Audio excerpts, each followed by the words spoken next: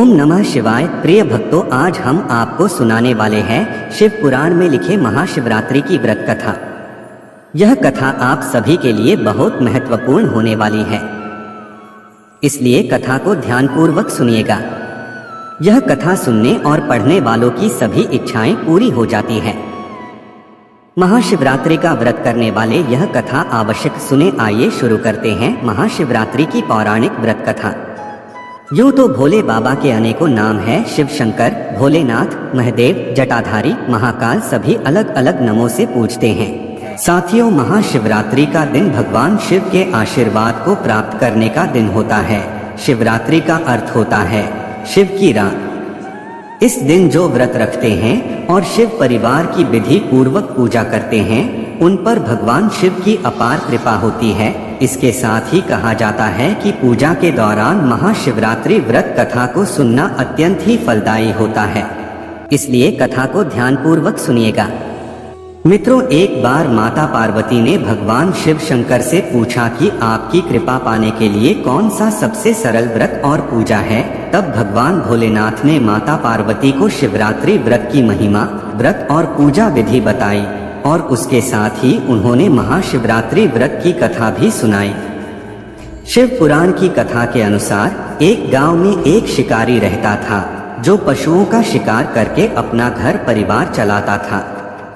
वह गांव के ही एक साहूकार का कर्जदार भी था। काफी प्रयासों के बाद भी कर्ज से मुक्त नहीं हो पा रहा था। फिर एक दिन साहूकार ने क्रोधित होकर उसे शिवमठ में बंदी बना लिया। उस दिन शिवरात्रि थी, जिससे शिकारी ने उस दिन मठ में शिवरात्रि की कथा को सुना और शाम के समय में उसे साहूकार के सामने पेश किया गया। तो शिकारी ने वचन दिया कि अगले दिन वह सभी कर्ज को चुकाकर मुक्त हो जाएगा। तब उसे साहूकार ने छोड़ दिया। शिकारी वहां से जंगल में गया और शिकार की तलाश करने लगा और शिकार तलाशते तलाशते वह एक तालाब के किनारे पहुंच गया। काफी समय हो गया पर उसे कुछ शिकार नहीं मिला और रात का समय भी नजदीक आ गया था। फिर वह तालाब के किनारे एक बेल के पेड़ पर अपना ठिकाना बनाने लगा।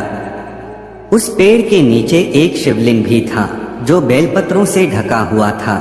उसे इस बात की जानकारी नहीं थी और वह शिकारी बेल वृक्ष की टहनियों को तोड़कर नीचे फेंकता गया और बेलपत्र उस शिवलिंग पर गिरते गए। वह भूख और प्यास से भी व्याकुल था। दोपहर तक वह भूखा ही रहा और अब तो शाम हो गई थी। अनजाने में उससे व्रत के साथ शिव पूजा हो गई। फिर रात में एक गर्भवती हिरण तालाब में पानी पीने आई, तो शिकारी ने उसे मारने के लिए जैसे ही धनुष बाण तैयार किया, उस हिरण ने कहा कि वह बच्चे को जन्म देने वाली है। तुम एक साथ 2 हत्या न करो। बच्चे को जन्म देकर मैं तुम्हारे पास स्वयं आ जाऊंगी, तब तुम मेरा शिकार कर लेना। यह सुनकर शिकारी ने उसे जाने दे दिया। कुछ देर बाद एक और हिरण आई, तो शिकारी उसका शिकार करने को तैयार हो गया। तभी उस हिरण ने कहा कि वह अभी ऋतु से मुक्त हुई है। वह अपने पति की तलाश कर रही है, क्योंकि वह काम के वशीभूत है। वह जल्द ही पति से मिलने के बाद शिकार के लिए उपस्थित हो जाएगी। शिकारी ने उसे भी छोड़ दिया। फिर देर रात एक और हिरण अपने बच्चों के साथ उस तालाब के पास आई। शिकारी एक साथ कई शिकार देखकर खुश हो गया। वह शिकार करने के लिए जैसे ही तैयार हुआ, तभी उस हिरण ने कहा कि वे अपने बच्चों के साथ इनके पिता की तलाश कर रही है। जैसे ही वो मिल जाएंगे तो वह स्वयं ही शिकार के लिए आ जाएगी। इस बार शिकारी उन्हें छोड़ना नहीं चाहता था, लेकिन उस हिरण ने शिकारी को उसके बच्चों का हवाला दिया, तो उसने उसे जाने दिया। अब शिकारी बेल वृक्ष पर बैठकर बेलपत्र तोड़कर नीचे फेंकते जा रहा था।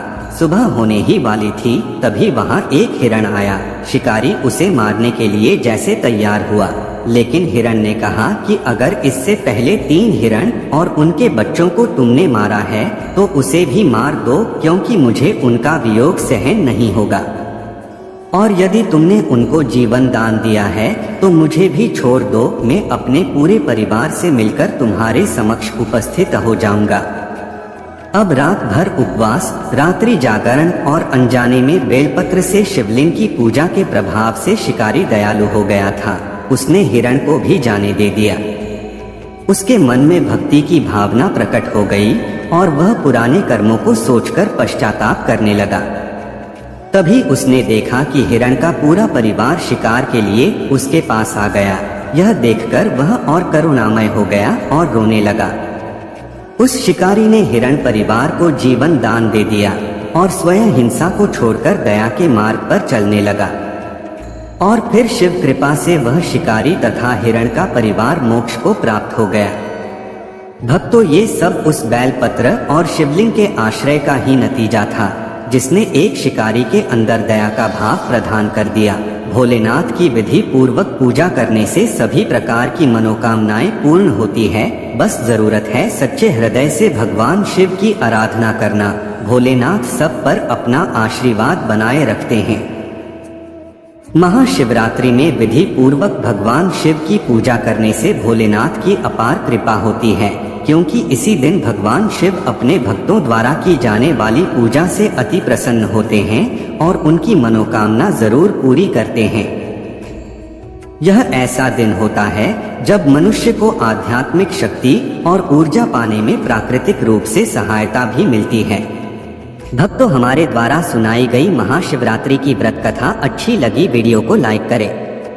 कमेंट्स में हर हर महादेव जरूर लिखें। महादेव आपकी सभी मनोकामनाएं पूरी करेंगे। ऐसी धार्मिक पौराणिक कथाओं को सुनने के लिए आप हमारे चैनल जय मां दुर्गा को सब्सक्राइब करें, साथ ही बेल आइकॉन प्रेस कर दे हमारी अगली वीडियो सबसे पहले आपको मिले। भगवान भोलेनाथ की कृपा आप सभी पर सदैव बनी रहे।